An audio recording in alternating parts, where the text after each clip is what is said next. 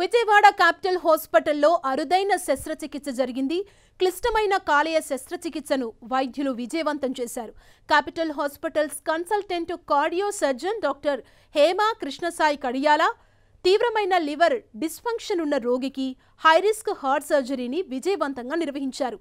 తీవ్రమైన కాలేయ వ్యాధితో బాధపడుతున్న 40 ఏళ్ల వ్యక్తికి మొట్టమొదటిసారిగా క్లిష్టమైన రీడో హార్ట్ సర్జరీ చేసినట్లు వైద్యులు హేమా కృష్ణసాయి తెలిపారు. సర్జరీకి ముందు సరిగ్గా శ్వాస తీసుకోలేని వ్యక్తి ఇప్పుడు సజావుగా శ్వాస తీసుకోగలుగుతున్నారని వైద్యులు చెప్పారు.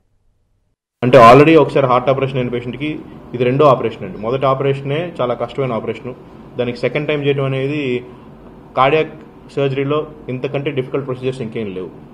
The most difficult surgery is redo surgery. అంటే ఒక్కసారి హార్ట్ ఆపరేషన్ అయిన తర్వాత రెండోసారి హార్ట్ ఆపరేషన్ చేయడం అనేది అన్నిటికంటే కష్టమైన ఆపరేషన్.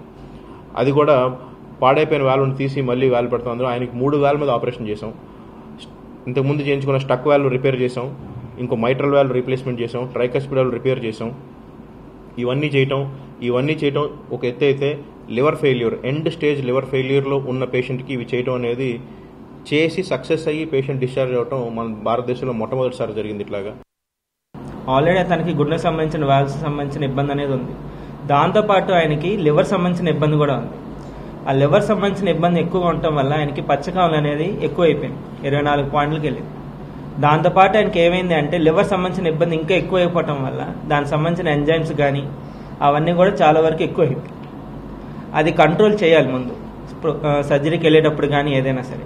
ఎందుకంటే సర్జరీకి వెళ్ళేటప్పుడు కొద్దిగా స్టెబిలైజ్ అయిపోతే పేషెంట్ని తన ప్రాణాపాయ స్థితి ఇంకా ఎక్కువ ఉంటుంది. మామూలుగా అయితే ఇలాంటి కండిషన్లో ఛాన్సెస్ ఆఫ్ సర్వైవల్ చాలా తక్కువ ఉంటుంది. దాంతోపాటు ఈ లివర్ సంబంధించిన ఇబ్బంది ఇంకా ఎక్కువ ఉండటం వల్ల ఏమైందంటే చాలా కష్టం. సో ముందుగానే మనం పేషెంట్ని స్టెబిలైజ్ చేసాం. ఎటువంటి కేసులైనా అంటే ఇక్కడ మల్టీ డిపార్ట్మెంట్స్ ఉండండి, ఒక డిపార్ట్మెంట్ కాదండి, సింగిల్ డిపార్ట్మెంట్ కాదు. కాబట్టి అందరూ టీంతో కలిసి చేయగలిగితే మిరకిల్స్ అద్భుతాలు చేయొచ్చు. అలాంటి అద్భుతం ఒకటి గ్యారంటీగా మీరు పేషెంట్తో కూడా మాట్లాడచ్చు. ఆయన ఇక్కడ హాస్పిటల్కి రాకముందు ఎలా ఉంది, ఇప్పుడు సర్జరీ అయిన తర్వాత ఎలా ఉంది అనేది మీరు డైరెక్ట్గా పేషెంట్తో మాట్లాడి తెలుసుకోవచ్చు.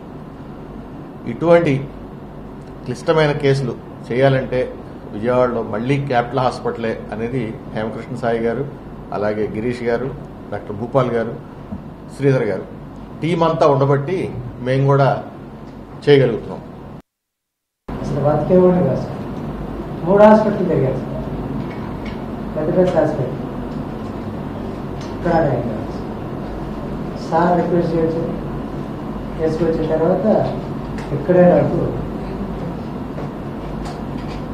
సొంత బెదర్ లాగా చూసేది. ఇప్పుడు కూడా అట్లా చూసేది.